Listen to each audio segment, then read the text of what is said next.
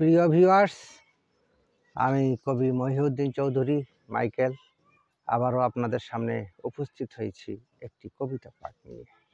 আমার আজকের কবিতার নাম মনুষ্য কুল। আমি কবিতাটি লিখেছিলাম 26/1/2024 খ্রিস্টাব্দে। আমি পাঠ করে শোনাবো।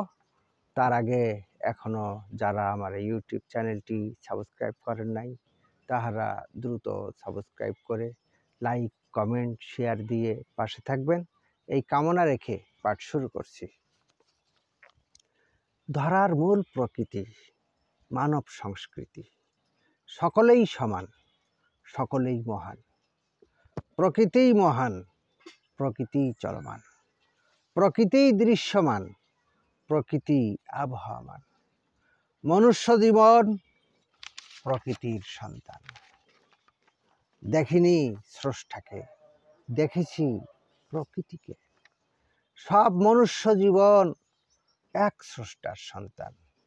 গোষ্ঠী জাতে বিভেদ, দেশে কুলে বিভেদ, ধর্মে বর্ণে বিভেদ, উঁচু নিচুতে বিভেদ।